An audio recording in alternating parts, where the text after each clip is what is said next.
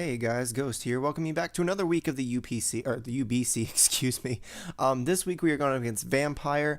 It's another post-com battle, just because I again did not have time to live com this at the time.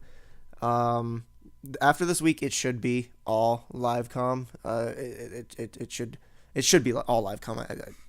It'll be a week to week thing, just depending on how busy I am this week. But this week we're up against Vampire. His team is really solid. He does have the Marowak. I thought Mintz had Marowak. It was this team that had Alolan Marowak. So this was a team I was really afraid of because it really halted my Tapu Koko Volt Switch. So that was something I was looking out for. But plot twist, he actually ended up not being Voltips or Lightning Rod, so it wouldn't have been a problem. But anyways, we're gonna go jump right into this. I did lead Ferrothorn just because I thought that was my safest lead.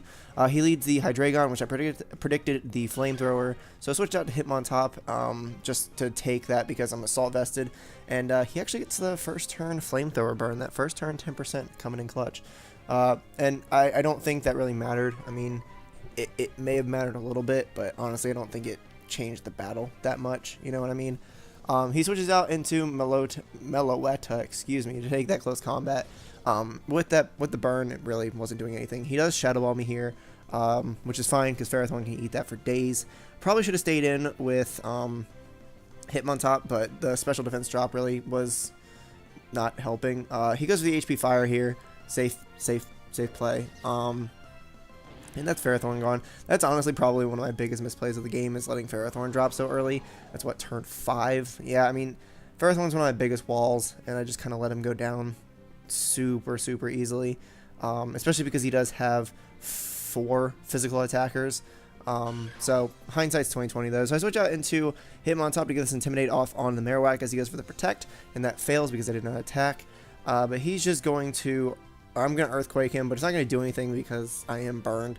It wouldn't have done too much, judging from that damage. It does look like he is somewhat defensive, but the burn definitely helped him not take as much damage, obviously. But he's just going to wear me down with burn damage here. He's going to switch out into Hydreigon, protecting my EQ, which is a solid play. Just let my Hitmontop go down without taking any damage, really. Excuse me, I'm losing my voice, and I don't know why. I was fine all day. But I switch out to Tapu Koko here because I'm figuring I can outspeed this thing, but it's actually Choice Scarfed. So this is my Tapu Koko doing pretty much nothing. I mean, I take out Hydreigon, which is nice, but, it just sucks that we lost Tapu Koko after, like, 1 turn. He only got to do one thing, but in his defense, he did take out a Hydreigon, so, and I think with Scarf, so it was going to outspeed Latios as well. He goes for the first impression here. We quad resist that, so hip hooray.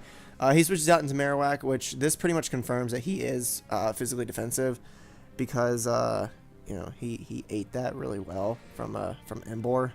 But I switch out into Slowbro here, which I didn't really have anything to do at this point. Marowak kind of bodied the rest of my team. I did expect to live a Shadow Bone, though. I will say that. And I talked to him about this after the match. I expect him to be Lightning Rod, like some sort of defensive item or something. I did not. I honestly forgot Thick Club was an item. But I'm still rusty, guys. I haven't played competitive Pokemon in so long. It's been like since October, I think. But I will get back into it. But pretty much he's just gonna continue to clean up here. A freeze there would have been nice. Getting my 10% would have been nice. But I'm going to call mine here just because I knew I had to Draco. And I didn't want to get, the special attack drop. But he's just going to Ice Punch me there, so it doesn't even really matter. And I don't take him out, which is really unfortunate. He definitely had some special defense investment, I think. Just because there's no way he's living that from a +1, +2 Mega Latios. So he probably had some special defense investment. He might have even been fully special defensive. I don't know. But it was a good game.